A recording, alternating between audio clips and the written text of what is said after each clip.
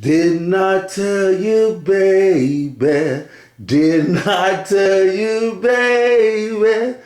Didn't I blow you mind? Oh man, that's what old girl should be saying. Um, Everybody saw what happened. Fight night or UFC 193. Iyanla fix, not my life. Iyanla fix Ronda life. Y'all won't believe this. After the fight at the bar, we started calling Ronda Rousey Ronda Drowsy. Ronda Drowsy, y'all. But all jokes aside, the match last night was an excellent display of skill. And we all saw what happened, so there's no need for me to reanalyze what everybody's already analyzed into everybody's already, millions of people have observed it. We all saw what happened. It was an excellent display of skill. But I will say two things regarding the main event last night. Number one, I felt Ronda Rousey kind of disrespected the sport by not touching gloves. But she's a great champion. And number two, she deserves her rematch. But I honestly feel that if she rematches within 6 months, the same thing's going to happen, possibly even worse. I mean, no one, you never know what's going to happen in that cage, in the ring, on the mat. But I'm just saying, if they rush a rematch, I think it's going to happen the same way and worse. Because she probably going to, I don't know, she might take a different approach. But like everybody's been saying, I've been seeing everybody else's videos. It's good. Every great fight. To me, you cannot be a great fighter without a loss in your record. You have nothing to reflect upon.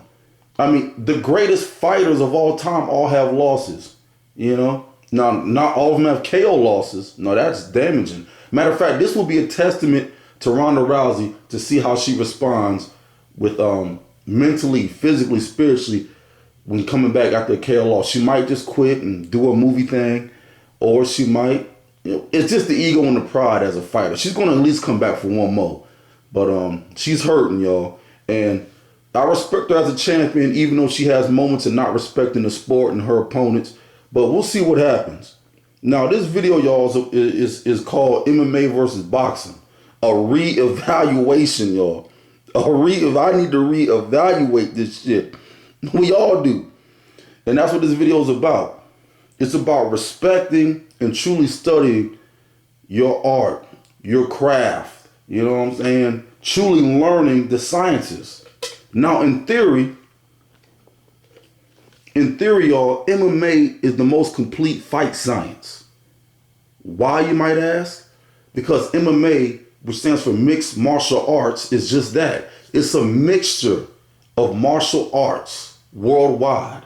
Okay, so in theory, it's the most complete science. It's a mixture of Muay Thai, Kempo, Kung Fu, Wing Chun, Judo, Jiu-Jitsu, Karate, Muay Thai, boxing, grappling.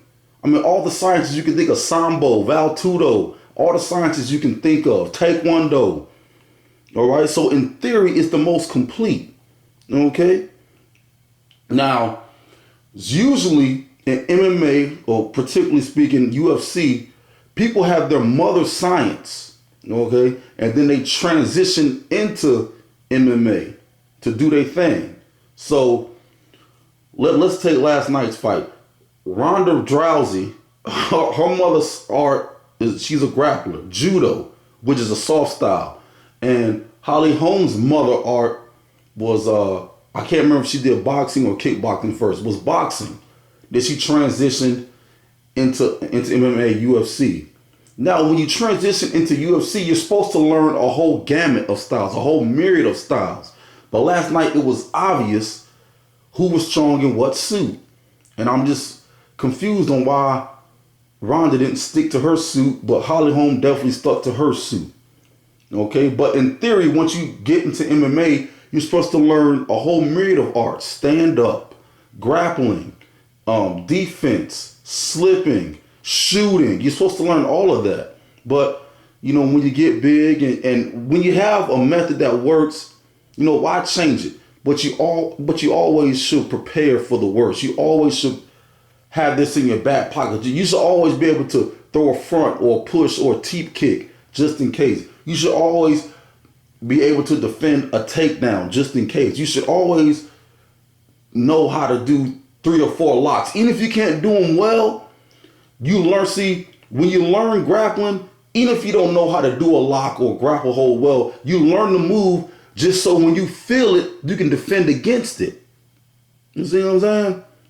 And from my personal experience, and my grappling, to see grappling is my bread and butter. I know I don't want to be repeating stuff, but in my personal experience, when I faced other arts, it was easy once you got in the devil. It was easy. Oh shoot! hold on for a second, y'all. Oh, wow. It was easy for me as a grappler. Grappling is my mother art, but it was easy for me to go against pugilists, taekwondo artists, and specifically speaking, like karate artists. The most difficult time I had in my grappling career was against Muay Thai and other grapplers, and a few times, like I can't remember who was saying this on a video recently. A few times, pugilists who had takedown and grappling defense. They didn't have much. All they had was a sprawl, maybe some double underhooks. They could defend a lat drop. But if they had takedown defense and knew a few moves away could get out of it, they were very difficult to battle against. And you have fighters like that in MMA, like Silva. See, Silva, he studied deeply into the pugilist, the boxing arts. The Diaz brothers, and there's a whole list of other fighters who studied deep into, who learned a whole myriad of arts. Save for James Toney, but he was washed up, and his takedown defense wasn't good against Couture. And then you had Ray Mercer. He came in there. No, he had a big knockout against somebody. I can't remember. But no, Kimbo Slice. I think Kimbo Slice choked him out. But anyway, I'm about to lose focus. You got to get deep into your craft. Your mother art, you're already good at that. So once you get into UFC, this is wholesale. You're supposed to train in all the other arts that you can. And especially the one that your opponent is good in. Now, you're not going to be as good as your opponent. Holly Holmes' mother art is pugilism, boxing. Now, old girl, her coaches were supposed to get her acclimated to footwork, head movement, slipping, at least throwing a decent 1, 2, 3, at least timing, at least space, distance. Now, she's never going to be as good as Holly Holm at doing that, because that's Holly Holm's mother art. That's what she trained most of her life. But she's at least supposed to be aware of what's going on. Ronda wasn't even aware of just simple things like head movement and distance and circling. Wow, that was amazing. Now, when we think of complete MMA artists, mixed martial artists who learn the gamut of arts and are great at it, we think of, Senior Gracie, Helio Gracie. We think of Bruce Lee. We think of, Antonio Inoki, and there's millions of more in history. But when you get into your sciences, y'all, that's why I said we got to reevaluate this. MMA, in theory, is only supreme to boxing, but last night showed that boxing was superior to mixed martial arts. That's just one case, and I will say that the exception is not the rule.